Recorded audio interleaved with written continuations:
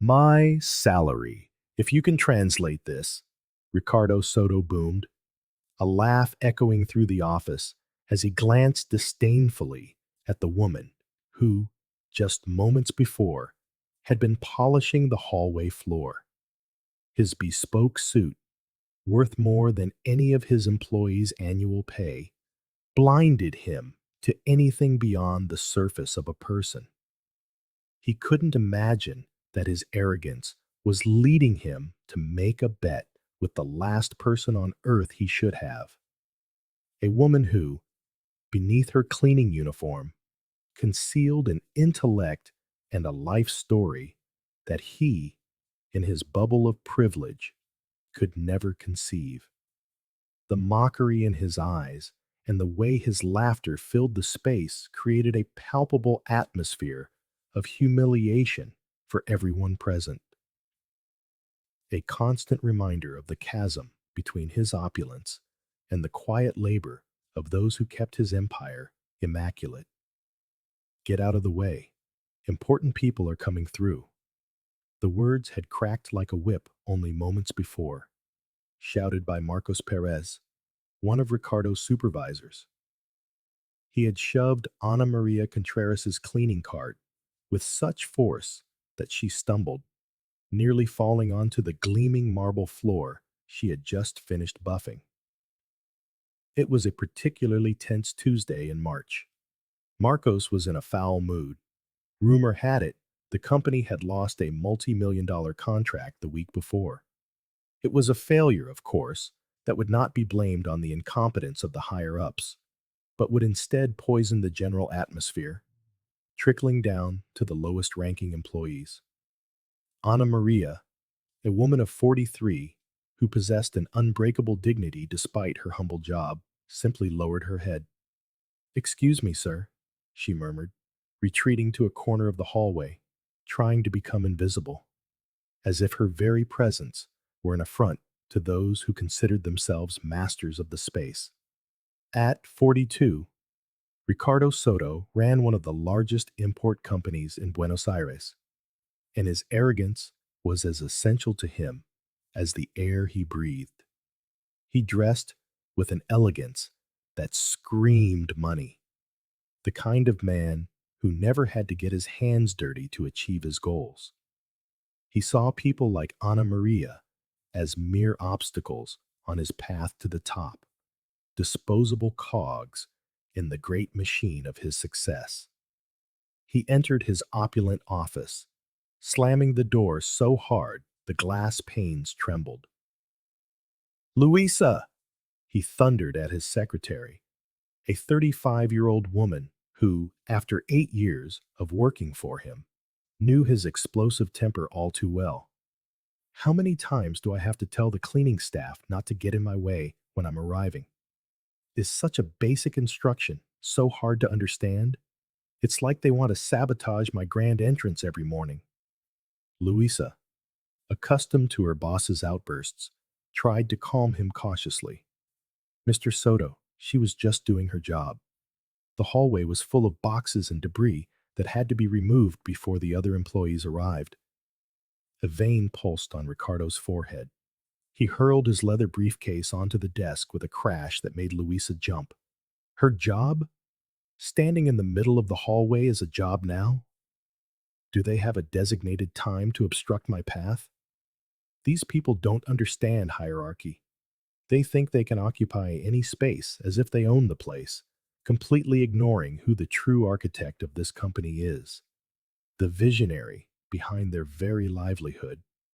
From the corridor, Ana Maria heard every word, every contemptuous tone, every condescending laugh as she continued her work, practically invisible to most. But despite her apparent invisibility, she heard everything. She observed everything. And every humiliation was etched into her memory, building a silent reservoir of resentment. The day unfolded with its usual monotony, filled with the constant hum of vacuum cleaners and the clinking of cleaning buckets, until a courier arrived with a correspondence that would change everything. It was a thick envelope, covered in international stamps and addressed directly to him. As he opened it and examined its contents, his once smug expression twisted into a grimace of bewilderment and disgust. The documents were written in a language he had never seen, filled with strange symbols and unpronounceable words, as if torn from some ancient manuscript or a civilization lost to time. His ignorance made him feel vulnerable, a sensation he was not used to. "What in God's name is this?" Ricardo muttered, flipping through the papers with a look of utter revulsion, as if the parchment itself were contaminated with a plague. "It looks like something from another planet, an indecipherable gibberish sent by some alien entity." Louisa approached nervously as he began to shout again, his voice echoing with desperation. "Louisa, get over here and solve this mess. Someone sent me papers in an alien language, and I need to know what they say. Now." She took the documents cautiously, her eyes scanning the intricate script, trying to decipher anything that made sense. "Mr. Soto," she said uncertainly, "it appears to be Hungarian or something from Eastern Europe. It has official seals and the company's name here in the corner." "Hungarian?"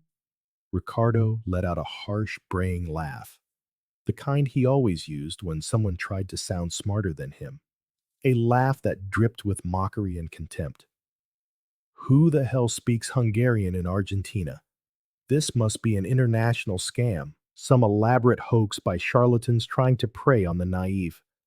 But when Louisa pointed out numbers that looked like values in euros, impressive figures that stood out amid the text, and a crucial expiration date marked for that very day, Ricardo's laughter died on his lips.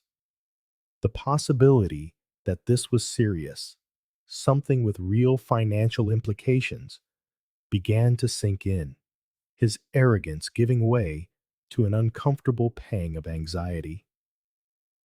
"Then find me a translator. Now," Ricardo snapped, his voice laced with a new, sharp urgency. "There must be someone out there who can figure this out before the deadline passes and we lose whatever is at stake." From that moment, panic gripped the office. Louisa called every translation agency she knew, one after another, but none had professionals available for such an uncommon language, especially not with the urgency the situation demanded. As the hours ticked by, Ricardo's frustration grew exponentially, morphing into a barely contained rage. "What do you mean, no one can?" he exploded, slamming his fist on the desk so hard that papers flew into the air. "I'll pay whatever it takes. This city has millions of people, and nobody can translate a few damn papers? Is everyone ignorant, or is the universe conspiring against me?" News of the indecipherable document spread like wildfire, fueling office gossip. Employees gathered in small groups, trying to help with online translation apps, but the results were a chaotic mess of nonsensical phrases that only deepened Ricardo's desperation. It was then that Carmen, the accountant, approached with a piece of information that chilled Ricardo to the bone. "Mr. Soto, official documents like these, especially from embassies, usually have a strict deadline for a response. If they're ignored, you can lose important legal rights, sometimes irreversibly." Ricardo frantically examined the papers again. He saw a date, clearly marked. That same day, at 6 o'clock p.m. It was almost 3 o'clock p.m. A cold sweat beaded on his forehead. The possibility of losing a monumental opportunity, something potentially invaluable, hung over him like a guillotine. "This is ridiculous," he yelled at the assembled employees, his eyes wide with anxiety. A company of my stature can't solve a simple translation problem? Are we all inept? Where are the brains in this place? His arrogance, even in panic, took over, transforming his frustration into a cruel display of power. At the peak of his desperation, a toxic mix of impotence and disdain churning within him, Ricardo decided to turn the situation into a cruel spectacle, a way to vent his frustration while reasserting his superiority. He held the documents high, waving them like a soiled rag. "Listen to this," he shouted, his voice ringing through the open office. "I'll give my entire month's salary to anyone who can translate this piece of garbage." He said it with a bombastic laugh, as if it were the most hilarious thing in the world, a farce of generosity that hid his true contempt. 45,000 pesos for whoever can understand this Martian language, he exclaimed, the echo of his mockery reverberating in every corner, drawing a mixture of nervous laughter and disbelieving glances. The employees laughed along with him, many forcing a smile, assuming it was a joke in poor taste. After all, 45,000 pesos was more than most of them made in a year. The idea that he would actually offer it for a translation seemed absurd. "For that price, I'd learn any language in 5 minutes," shouted Roberto from sales, with an exaggerated guffaw. The room erupted in more laughter. The atmosphere had become a collective comedy, a defense mechanism against the boss's tyranny. Ricardo, for his part, reveled in being the center of attention, enjoying the sense of power that came from making others laugh with him, or at his command. But amidst the cacophony, one person watched in absolute silence, her figure almost imperceptible in the office bustle. Ana Maria was in the hallway, meticulously organizing her cleaning cart, but her attention was fixed on every word that fell from Ricardo's lips, every laugh, every gesture of contempt. For 2 years, she had been treated as an invisible shadow, overhearing prejudiced comments, ignored as if she weren't a human being with feelings and a history. As she drew close enough to see the documents Ricardo was waving like trash, her eyes widened, not in surprise at the language, which was familiar to her in a way no one could suspect, but at the content, which she, astonishingly, could understand perfectly. Those papers weren't a scam or ordinary business correspondence. They were documents for an international inheritance, detailing a sum of 15 million euros left by a distant relative, a fortune that, in the wrong hands, would be lost forever. Ana Maria swallowed hard. The documents explained that Ricardo was the sole living heir of an uncle who had died in Hungary, a relative whose existence Ricardo, lost in his self-important bubble, was completely unaware of. But there was an inescapable deadline, 6 that very day, to confirm receipt and begin the legal process. She glanced at the office wall clock. 3:30 p.m. There was still time, but not much. And there was Ricardo, making cruel jokes about something that could change his life, offering a month's salary to solve a problem she could handle in less than 10 minutes. Ana Maria felt a surge of indignation mixed with an immense sense of opportunity. For 2 long years, she had been humiliated, treated as if she were worthless. Now, she had the chance to prove that appearances are deceiving, that behind a cleaner's uniform could hide a brilliant mind. She took a deep breath, filling her lungs with courage. She took a single step forward, her posture erect, her voice firm yet respectful. "Excuse me, Mr. Soto," she said.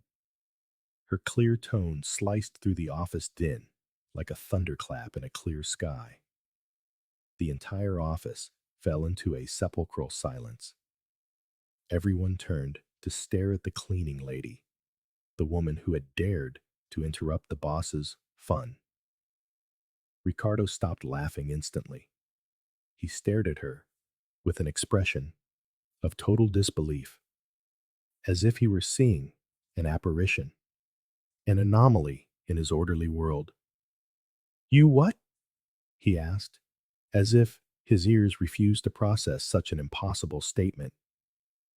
"I said I can translate the documents, sir," Ana Maria repeated, her voice unwavering, resonant with a disarming conviction.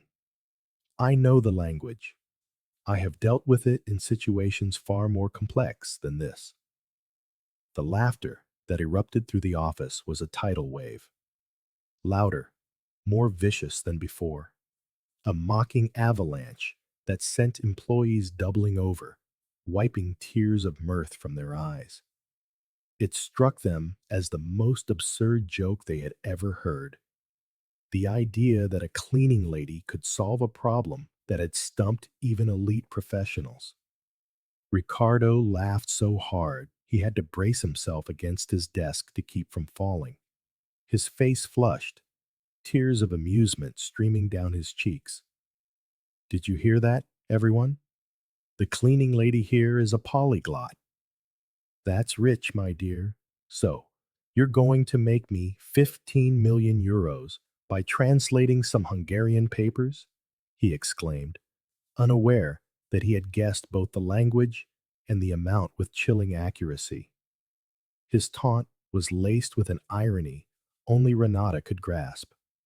But Ana Maria knew, and she was ready to accept the challenge he had thrown down.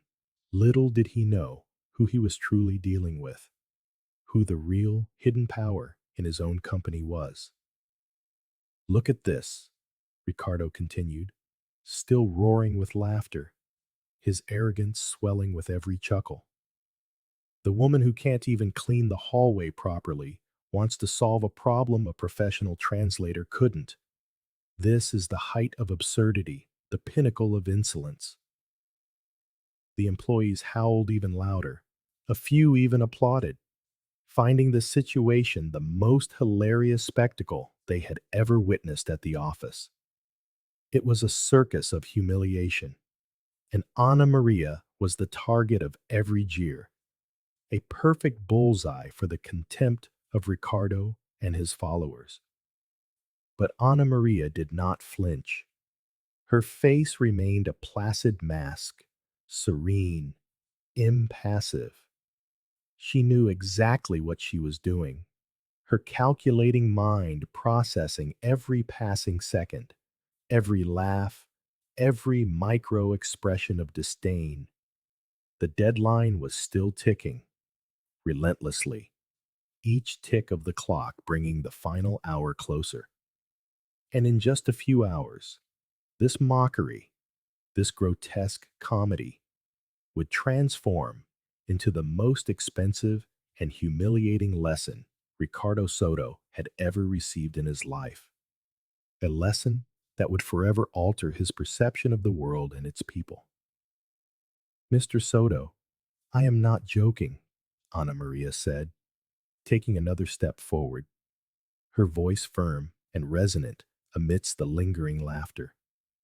"I can truly translate those documents, and with the precision an issue of this magnitude requires." Ricardo wiped the tears from his eyes and looked at her as if he were seeing a talking animal, an anomaly that defied all logic and expectation. "Oh, I'm sure you can."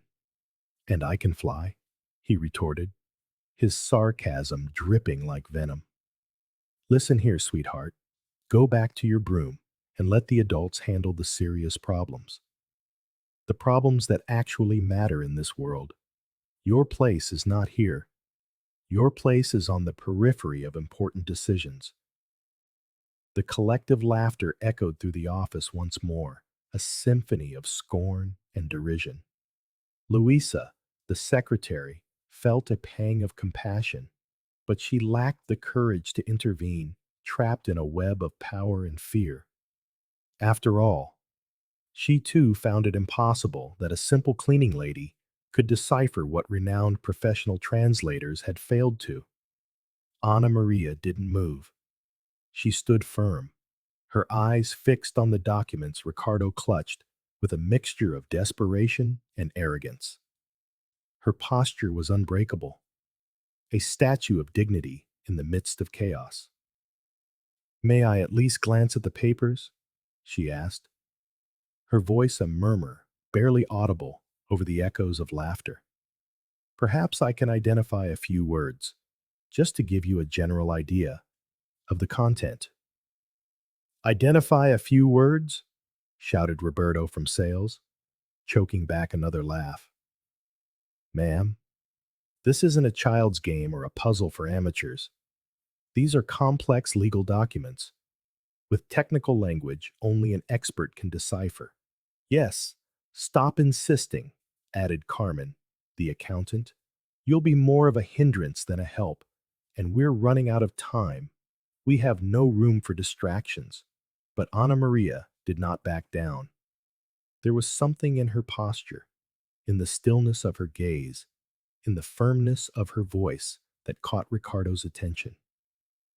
A determination that didn't fit the preconceived image they all had of a simple cleaner. It was an unshakable confidence, a spark of defiance that shone in her eyes. "Mr. Soto," she said, her words resonating with surprising clarity, "you yourself said you would give your salary to whoever translated them. I am here, offering to try, and I will do so with the seriousness the matter deserves." Ricardo stopped laughing for a few seconds, his mind processing the unexpected gravity of her offer.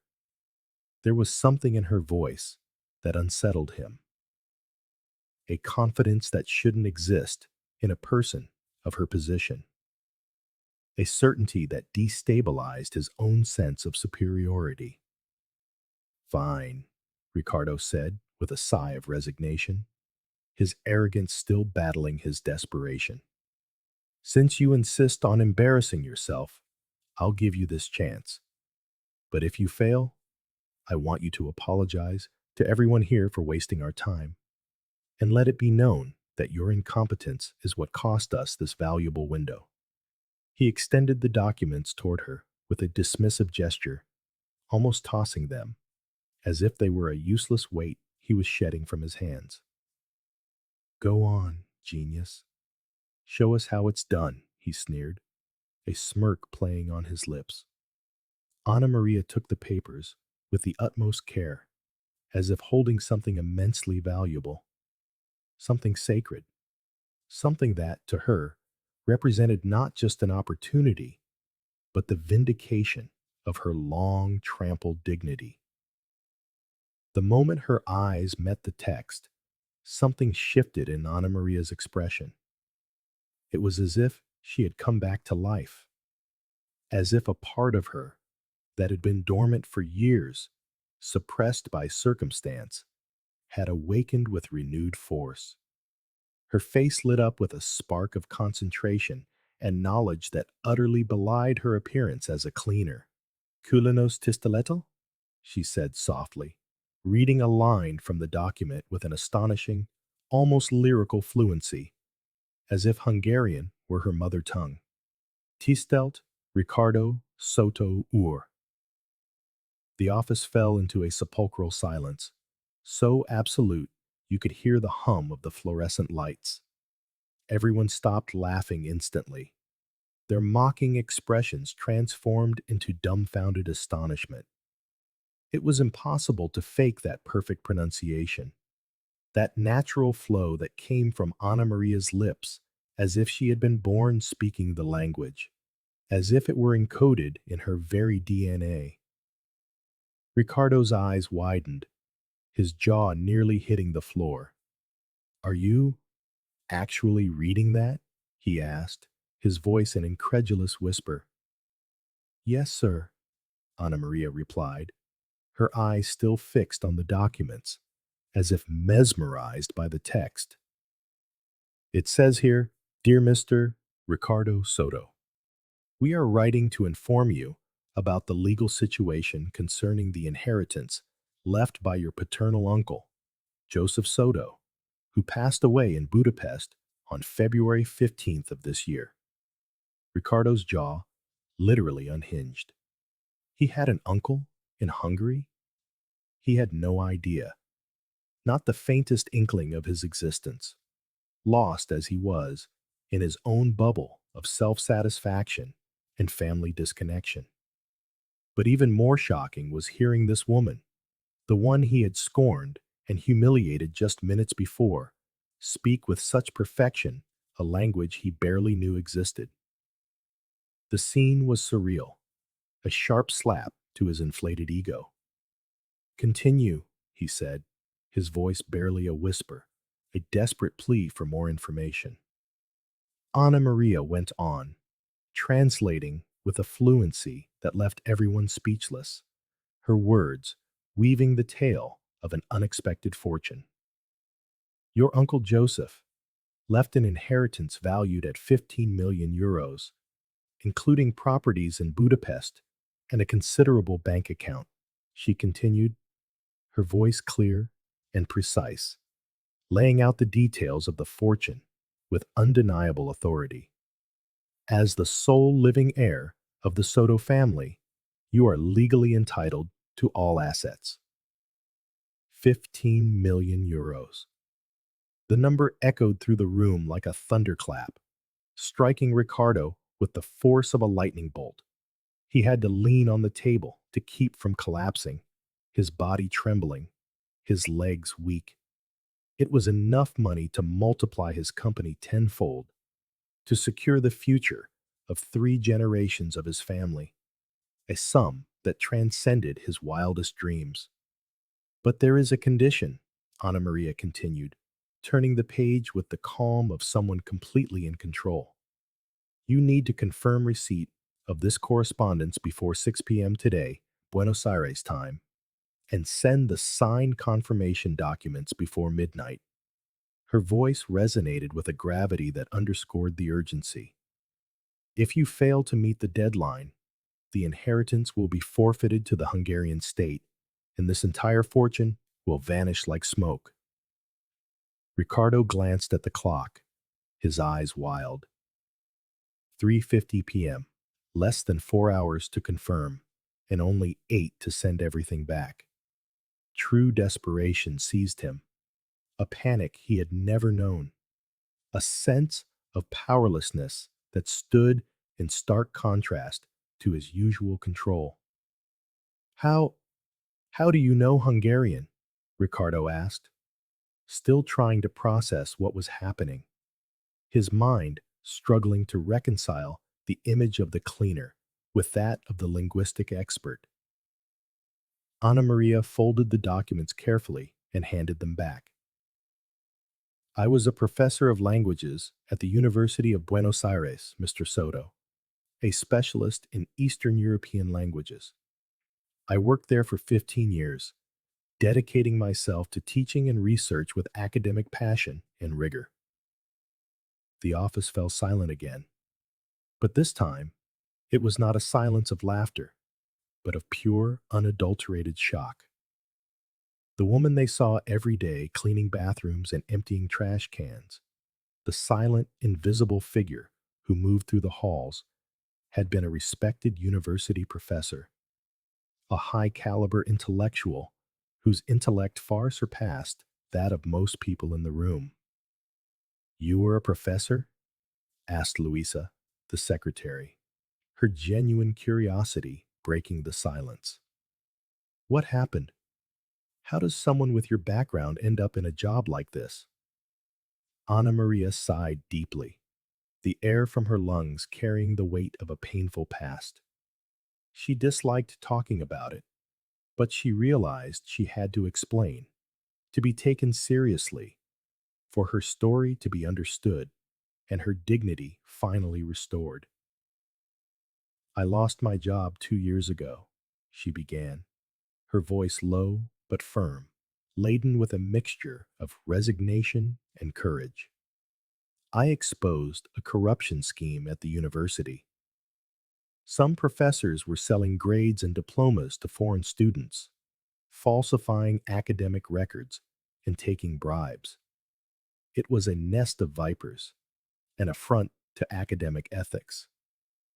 And after that, asked Carmen, the accountant, her expression now one of genuine interest and concern. After that, I was blacklisted in academia. No one wanted to hire someone who had reported her colleagues. They saw me as a troublemaker, a destabilizer. At the time, my husband was unemployed, and my daughter, Sophia, needed urgent medical treatment for a chronic condition. Ana Maria continued, a note of vulnerability in her voice that moved everyone present. I took the first job I could find, regardless of what it was, because my daughter's health was the priority. Her well-being came before any personal or professional considerations. Ana Maria's story landed like a bombshell in the middle of the office, silencing the whispers of gossip. The employees who had been laughing at her moments before now looked at her with a mixture of respect and pity, their faces reflecting their shame. Are you sure about the translation? Ricardo asked, his voice a thin thread, his eyes searching Ana Maria's face for any sign of doubt. I am certain, sir. I can translate the entire document word for word if you wish, with the required legal precision. I can also help you with the response you need to send, she added, her professionalism unshakable. Ricardo began to pace, his mind racing, processing the magnitude of the fortune. 15 million euros, a colossal sum that was, quite literally, in the hands of the woman he had just humiliated. The cruel irony hit him with full force. All right, he said, trying to regain control, his voice a little firmer. Let's assume you really know Hungarian, but that doesn't mean you understand complex legal documents. You could be mistranslating, making things up to get a cut. Ana Maria remained calm, her gaze serene and unaltering. Mr. Soto, besides Hungarian, I speak German, French, Italian, and Russian, and I can prove it at any time. I hold a master's degree in legal translation and worked as an official translator for the Hungarian consulate in Buenos Aires for 8 years before joining the university, handling complex international inheritance and succession cases. Each revelation was another slap to Ricardo's face. This woman, whom he had treated like an inanimate object, possessed an education he could only dream of, a resume that dazzled with its excellence and vast knowledge. But his arrogance, an almost impenetrable barrier, still spoke louder. Even so, Ricardo said, crossing his arms, his voice still tinged with skepticism, as his mind desperately sought a way to invalidate her obvious competence. Someone could be paying you to make all of this up. How was I to know if she wasn't lying about the value or the conditions? How could I possibly trust the word of a cleaner, no matter how much of a polyglot she claimed to be? It was then that Ana Maria did something no one expected, a gesture that would seal her authority and completely disarm Ricardo's last defense. She took out her old cell phone, a modest model that contrasted sharply with the luxurious smartphones of the others, and dialed a number she knew by heart. Hello, Hungarian Consulate, Buenos Aires. This is Ana María Contreras, former official translator. she said, her voice clear and professional, echoing in the office's sudden silence. Could you confirm the authenticity of some documents for me? I need to verify the validity of an inheritance that has come into the hands of an Argentine citizen. She relayed his details, the letterhead from the documents, and spoke in Hungarian for several minutes with astonishing fluency. Then she hung up, her face a mask of composure. Confirmed, she said, looking at Ricardo with a mixture of calm and triumph. The documents are authentic. They were sent by the law firm Kovac and Associates of Budapest. The inheritance is real, and the value is exactly what I told you. There is no room for doubt. The silence in the office was deafening, so thick you could cut it with a knife. Ricardo felt as if the floor were opening up beneath his feet, reality striking him with overwhelming force. Not only was the inheritance real and of a staggering magnitude, but the woman he had repeatedly despised and humiliated was the only person in the entire building capable of saving him, of untangling the knots of his own incompetence. The irony was so palpable, it almost ached. How much do you want for the full translation? He asked, his voice lower than usual. It was almost a whisper, the tone of his habitual arrogance completely gone, replaced by a mixture of desperation and forced respect. You already made an offer, Mr. Soto, Ana Maria replied, looking directly into his eyes, a spark of satisfaction glinting in hers. My monthly salary, 45,000 pesos. Ricardo swallowed hard. It was a large sum for any employee. But compared to 15 million euros, it was nothing, an insignificant fraction of the fortune at stake. Fine, I accept, he said, resignation heavy in his voice. But it has to be ready before 6 this evening, or we lose the opportunity entirely. It will be, Ana Maria said, with confidence, her gaze serene. But I will need a computer, internet access, and for no one to bother me. I need to concentrate to ensure absolute precision. Luisa, clear the conference room for her, and let no one dare disturb her, Ricardo ordered, still half stunned by the turn of events. His voice was now tinged with a different kind of authority, one that denoted respect, not contempt. And give her everything she needs. No questions, no hesitation. Make sure she has all the tools to complete this mission. As Ana Maria walked towards the conference room, the employees began to whisper among themselves, their voices filled with awe and a touch of shame for their own behavior. It was impossible to fully process what had just happened. The invisible cleaner had revealed herself to be a highly qualified professional, a true expert, and was now about to save the company from a monumental disaster. I can't believe she actually knows Hungarian, Roberto murmured to Carmen, his voice barely audible. Friend, she called the consulate right in front of us, Carmen replied, her tone reflecting the collective astonishment. You can't fake something like that. It's impossible. Her fluency and knowledge were undeniable. Ricardo stood in the middle of the office, still trying to grasp how he had underestimated someone so profoundly, how he had been so blind to the true capability of a person under his own roof. For 2 years, a former university professor, a brilliant mind, had been cleaning his office, and he had never once noticed her true worth. Worst of all, and what weighed most heavily on his conscience, was that he had treated her as if she were inferior, ignorant, a person with no aspirations or intellect. But his arrogance, though battered, had not yet vanished completely. A vestige of his old self resisted its demise.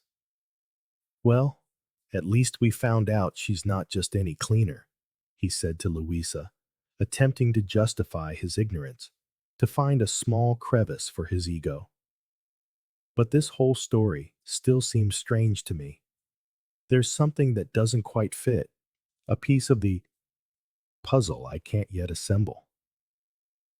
In the conference room, Ana Maria sat down at the computer and began to work, her fingers flying across the keyboard with astonishing speed and precision. For the first time in 2 years, she felt truly useful again, her mind engaging with the complexity of legal language, her knowledge flowing effortlessly. Her fingers moved nimbly, translating not just the words, but capturing all the intricate legal nuances that an ordinary translator would miss, ensuring the document's fidelity and accuracy. As she worked, she thought of everything she had endured in 2 years of humiliation, of being treated as if she were invisible, of hearing derogatory comments about her supposed ignorance. Now, ironically, she was the one saving the man who had despised her the most, who had treated her with the greatest cruelty, proving to him that true worth is not measured by job title or salary, but by capability and dignity. The clock read 4:15 p.m. There was still time, but she knew she had to be perfect. Not just because she was being fairly compensated, but because she wanted to prove to herself that she was still competent, that she still had value, that her intellect remained intact despite the adversities. She wanted to show that her spirit had not been broken by circumstances, but strengthened. Outside the room, Ricardo paced nervously, glancing at the conference room door every 5 minutes, his anxiety mounting with each passing second. 15 million euros depended on the woman he had called incompetent just an hour before, a truth that struck him with brutal irony. The irony of the situation was not lost on anyone in the office. They could all see the reversal of roles, the unexpected twist of fate. The person he respected the least had become the most important of all, the key to his fortune, the compass guiding him through the storm. At 4:15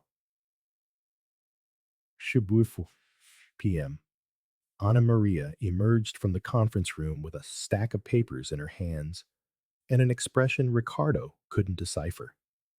A mixture of serenity, professionalism, and a hint of satisfaction.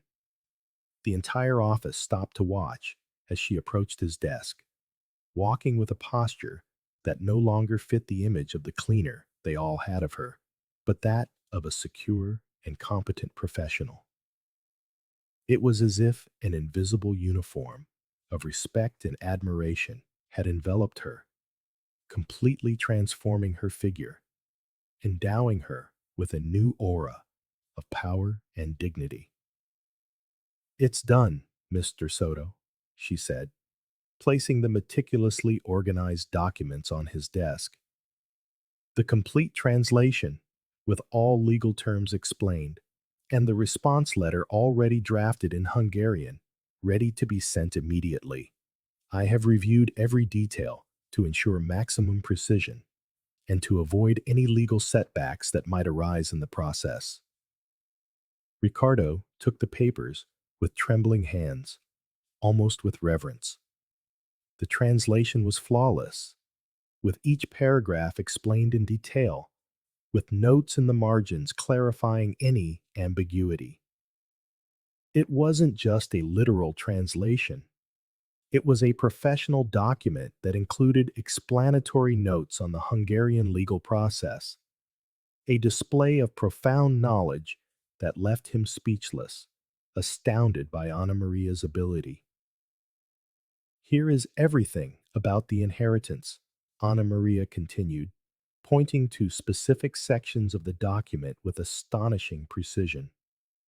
Your uncle Josef owned 3 properties in Budapest, including a historic hotel in the city center, an invaluable asset that adds to the initial fortune and will make you even wealthier. He had no children, and you were located through genealogical records as the sole living heir, which simplifies the legal process, at least in theory and under Hungarian law. Ricardo read each line with wide eyes. The magnitude of the fortune far exceeded what he had imagined. In addition to the 15 million euros in the bank account, there were properties worth at least another 10 million, a sum that made him dizzy with excitement, a whirlwind of numbers spinning in his head. And this response letter? Ricardo asked, picking up a document written in Hungarian with perfect, almost artistic calligraphy. It's the official confirmation of receipt and acceptance of the inheritance, Ana Maria explained. It needs to be sent by express mail today to meet the strict deadline.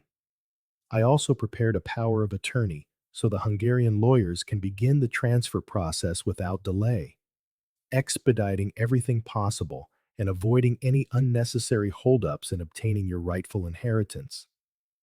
Luisa came closer to see the documents, her face reflecting a growing admiration, a mix of awe and respect for Ana Maria's professionalism. Ana Maria, this is incredible. It looks like the work of a prestigious international law firm. How is it possible that someone like you, who was cleaning the hallways just hours ago, has accomplished such a feat? Luisa exclaimed, a blend of admiration and a hint of disbelief in her voice. Ana Maria replied simply, I've handled hundreds of similar documents when I worked at the consulate. Practice makes perfect, and experience in these cases, especially in international law, is invaluable. Ricardo looked at her with a completely new expression, a mixture of a forced respect and a palpable discomfort at having to acknowledge his own error, his own blindness. There was no longer any contempt or condescension in his gaze, only a grudging recognition of the immense competence of the woman before him. You really understand all of this, don't you? He said, more a statement than a question, his voice barely a murmur. The echo of his former arrogance almost imperceptible. Yes, sir, Ana Maria replied, her voice firm and sure. I worked with international successions for 8 years before joining the university, and I know Hungarian legislation as well as I know Argentina's. Every detail, every legal loophole.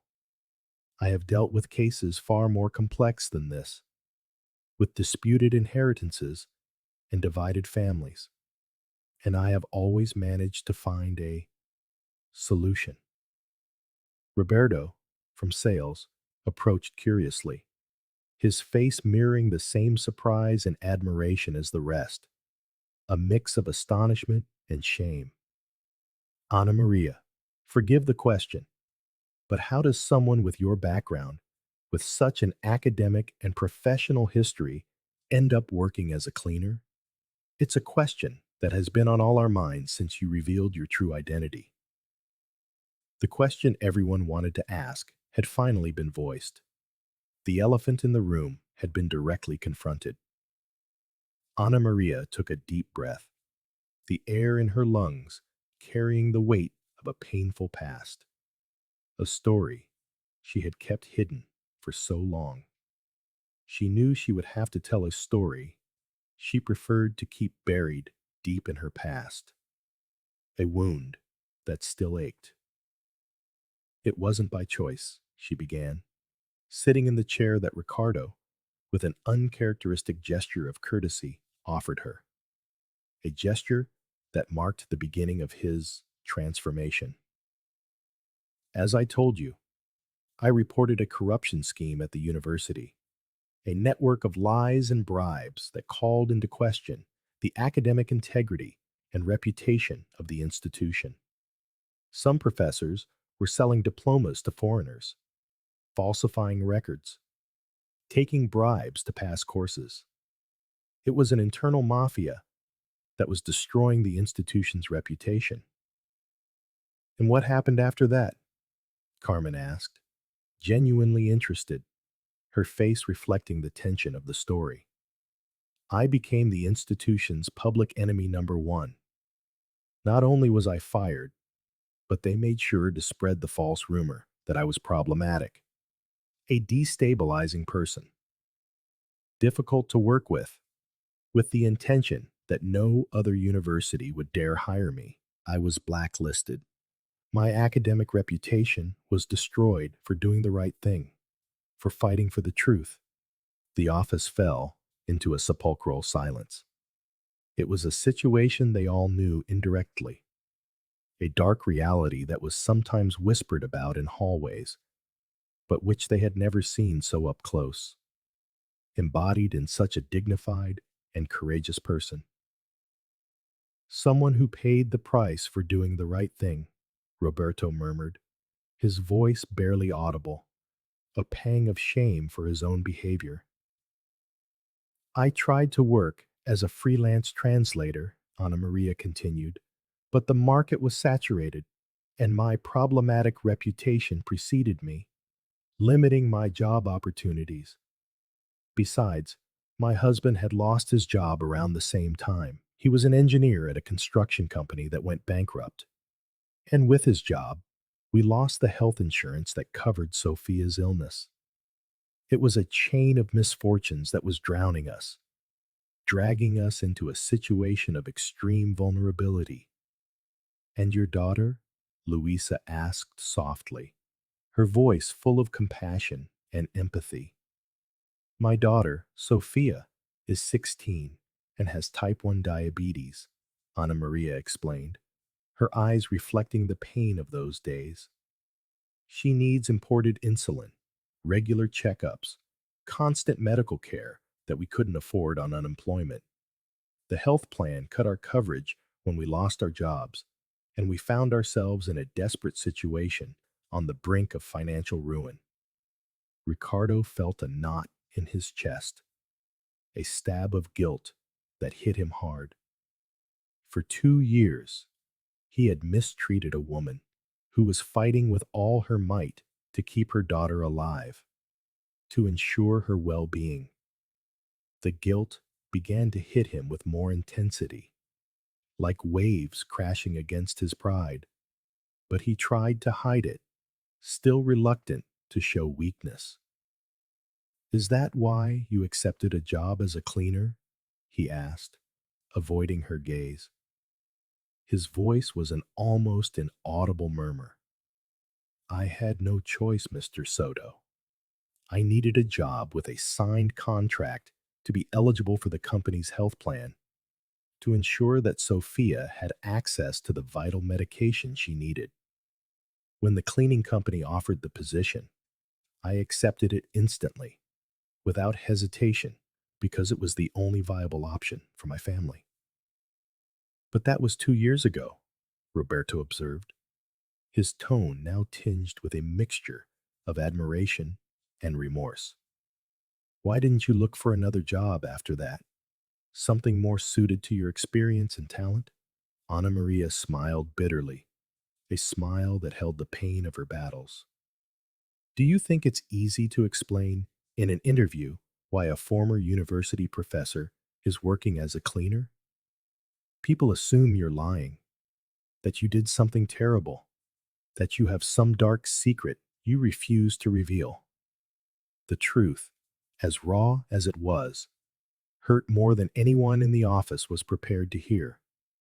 For 2 years, they had worked alongside a highly qualified woman, treating her as if she were invisible, as if she were less capable than anyone at minimum simple.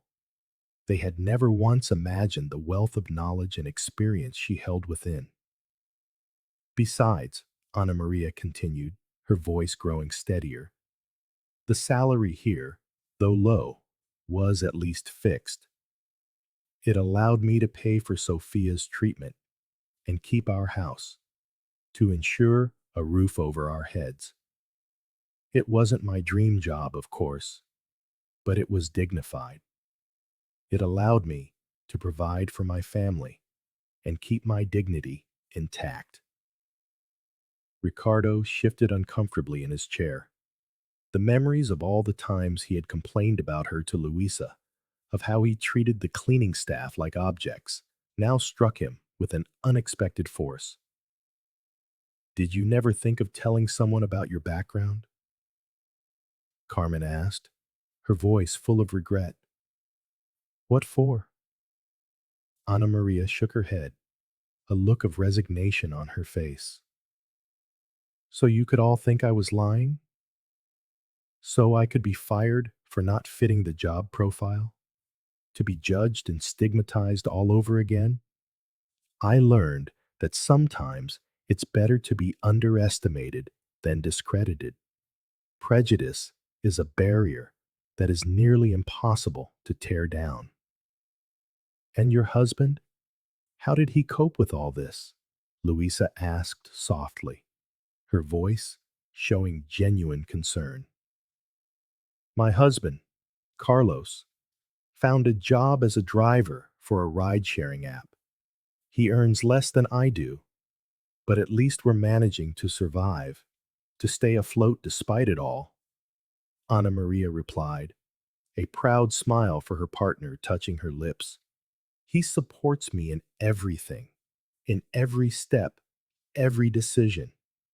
He never made me feel less for my work.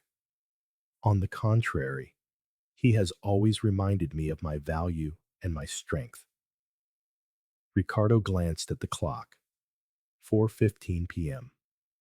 There was still time to send the documents, but he needed to go to the post office personally to ensure they arrived in Budapest on time. A 15 million euro fortune hung by a thread, and he could not afford a single mistake. Ana Maria, I need to get to the post office now, Ricardo said, standing up abruptly, his voice laced with a renewed urgency. But before I go, I want to say something I feel deep in my soul. Everyone in the office fell silent, their attention fixed on him. Ricardo rarely made speeches, and when he did, it was usually to complain about something or to scold his employees.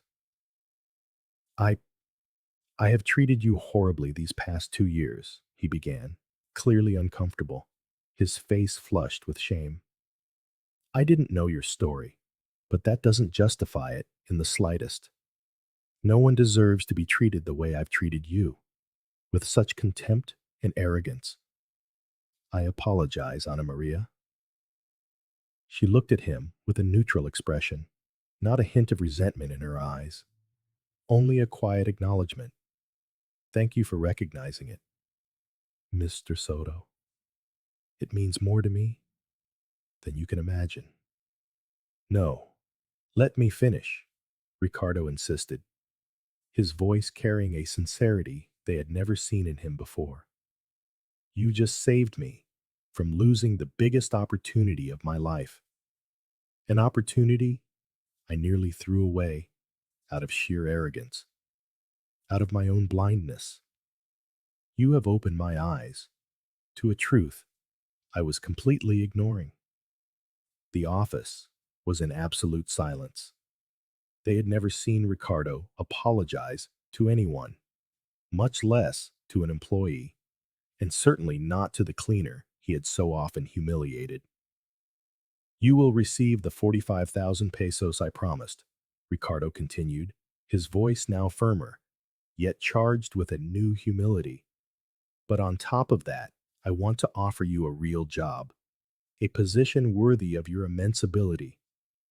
Translation consultant for the company, with a salary of 10,000 pesos a month and all the benefits you deserve, including top-tier medical insurance for you and your daughter. The offer took Ana Maria by surprise. She had expected to receive the money and return to her routine, to her life in the company's shadows. She never expected such a generous, dignified, and utterly unexpected proposal. I I don't know what to say, she answered honestly, her voice trembling slightly with an emotion she fought to contain. Think it over, Ana Maria, Ricardo said, grabbing the documents with renewed determination.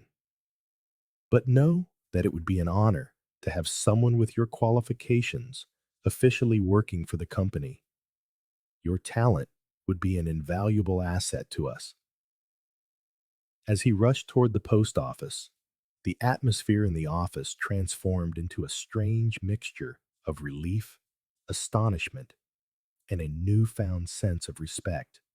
The employees who, minutes before, had seen Ana Maria as a cleaner now saw her as a respected professional, a high-level colleague whose intellect and dignity had been revealed before their very eyes. I can't believe she actually knows Hungarian, Roberto murmured to Carmen, his voice still filled with awe. She called the right in front of our faces. You can't fake something like that. I know, Carmen replied, her tone reflecting the same disbelief.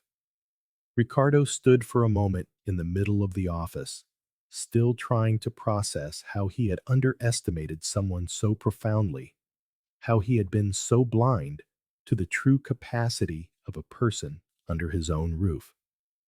For 2 years, a former university professor, a brilliant mind, had cleaned his office, and he had never realized her true worth. Worst of all, and what weighed most heavily on his conscience, was that he had treated her as if she were inferior, an ignorant person with no aspirations or intellect. But his arrogance, though battered, had not vanished completely, a vestige of his old self that refused to die. Well, at least we found out she's not an ordinary cleaner, he said to Louisa, attempting to justify his ignorance, to find a small foothold for his ego. But this whole story still seems strange to me. There's something that doesn't quite fit, a piece of the puzzle I can't seem to place. In the meeting room, Ana Maria sat down at the computer and began to work, her fingers flying across the keyboard with astonishing speed and precision. For the first time in 2 years, she felt truly useful again, her mind engaging with the complexity of legal language, her knowledge flowing effortlessly. Her fingers moved nimbly, translating not just the words, but capturing all the intricate legal nuances that an ordinary translator would miss, ensuring the document's fidelity and accuracy. As she worked, she thought about everything that had happened, the 2 years of humiliation, of being treated as if she were invisible, of hearing dismissive comments about her supposed ignorance. Now, ironically, she was the one saving the man who had despised her most, who had treated her with the greatest cruelty, proving to him that true worth is not measured by title or salary, but by capability and dignity. She knew she had to be perfect, not just because she was being fairly compensated, but because she wanted to prove to herself that she was still competent, that she still had value, that her intellect remained intact despite the adversities. She wanted to show that her spirit had not been broken by circumstance, but strengthened. Outside the room, Ricardo paced nervously, glancing at the meeting room door every few minutes, his anxiety growing with each passing second. 15 million euros depended on the woman he had called incompetent just an hour before, a truth that struck him with brutal irony. The reversal of roles, the unexpected turn of fate, was not lost on anyone in the office. The person he respected least had become the most important of all, the key to his fortune, the compass guiding him through the storm.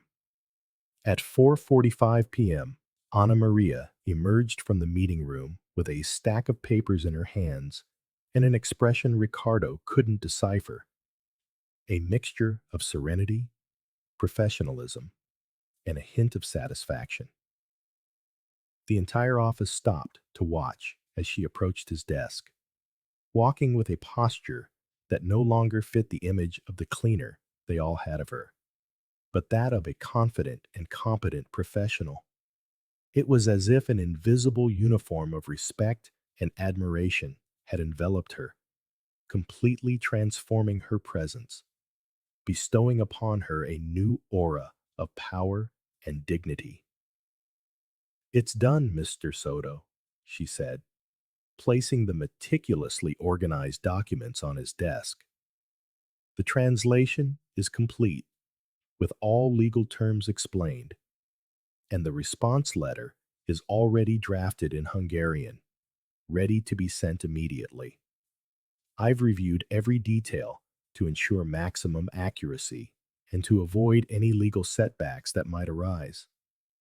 Ricardo took the papers with trembling hands, almost with reverence. The translation was flawless. Each paragraph explained in detail, with notes in the margins clarifying any ambiguity. It was not just a literal translation, but a professional document that included explanatory notes on Hungarian legal processes, a display of profound knowledge that left him speechless. "Here is everything about the inheritance," Ana Maria continued, pointing to specific sections of the document with astonishing precision.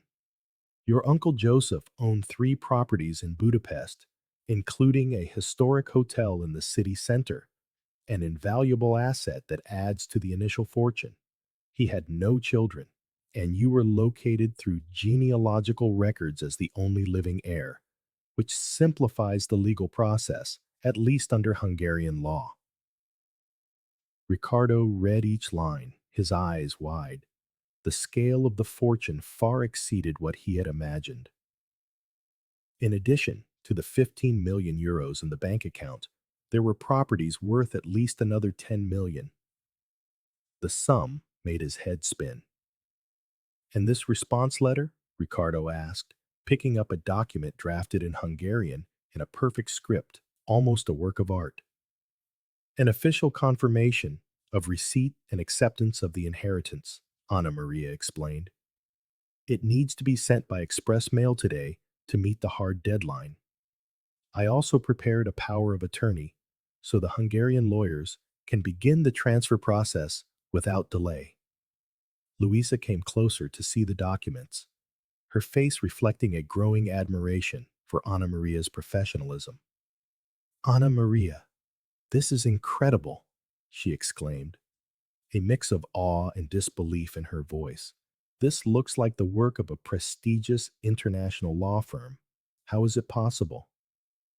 Ana Maria answered simply, "I prepared hundreds of similar documents when I worked at the consulate. Practice makes perfect, and experience in these cases, especially in international law, is invaluable." Ricardo looked at her with a completely new expression, a mixture of forced respect and a palpable discomfort at having to acknowledge his own blindness. There was no longer any contempt or condescension in his gaze, only a grudging recognition of the immense competence of the woman before him. "You really understand all of this, don't you?" he said, more as a statement than a question, his voice barely a whisper. "Yes, sir," Ana Maria replied, her voice firm and confident. "I worked with international successions for 8 years before I joined the university. I know Hungarian legislation as well as I know Argentinian. I've dealt with cases far more complex than this." Roberto from sales approached curiously, his face mirroring the same surprise and admiration as the rest. Ana Maria, forgive the question, he began, but how does someone with your background, with such an academic and professional history, end up working as a cleaner? The question everyone had been wanting to ask was finally spoken aloud. Ana Maria took a deep breath, the air in her lungs carrying the weight of a painful past she had kept hidden for so long. She knew she would have to tell a story she preferred to keep buried. It wasn't by choice, she began, sitting in the chair that Ricardo, with an uncharacteristic gesture of courtesy, offered her. As I told you, I exposed a corruption scheme at the university. Some professors were selling diplomas to foreigners, falsifying records, taking bribes to pass students. It was an internal mafia that was destroying the institution's reputation. And what happened after? Carmen asked, genuinely interested. I became the institution's #1 enemy. They not only fired me, but they made sure to spread the false rumor that I was problematic, a destabilizing person who was difficult to work with. They intended for no other university to ever dare hire me. I was blacklisted, my academic reputation shattered for doing the right thing, for fighting for the truth. The office fell into a sepulchral silence. It was a dark reality they had all heard whispers of, but had never seen embodied so clearly in such a dignified and courageous person. Someone who paid the price for doing the right thing, Roberto murmured, his voice barely a whisper, a pang of shame twisting inside him over his own behavior. I tried to work as a freelance translator, Ana Maria continued, but the market was saturated. My complicated reputation preceded me, closing doors before I could even knock.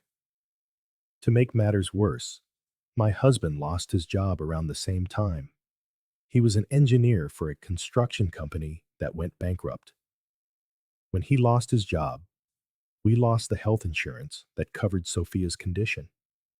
It was a chain of misfortunes, each one pulling us deeper under, leaving us utterly vulnerable. And your daughter? Luisa asked gently, her voice filled with a quiet compassion. My daughter, Sophia, is 16. She has type 1 diabetes, Ana Maria explained, her eyes mirroring the pain of those memories. She needs imported insulin, regular tests, constant medical care, things we simply couldn't afford once our incomes were gone. The health plan dropped our coverage the moment we lost our jobs, leaving us in a desperate situation, teetering on the edge of a financial abyss. A knot tightened in Ricardo's chest. Guilt struck him, sharp and sudden. For 2 years, he had mistreated a woman who was fighting with every fiber of her being just to keep her daughter alive. The guilt washed over him in waves, each one crashing against the shores of his pride. But he fought to conceal it, still unwilling to reveal any weakness. Is that why you took the cleaning job? He asked, his gaze fixed somewhere past her shoulder, his voice a barely audible murmur. I had no choice, Mr. Soto. I needed a job with a formal contract. It was the only way to qualify for the company's health plan, to guarantee Sophia would get the life-saving medication she needs. When the cleaning company offered the position, I took it on the spot. I didn't hesitate for a second. It was the only lifeline my family had.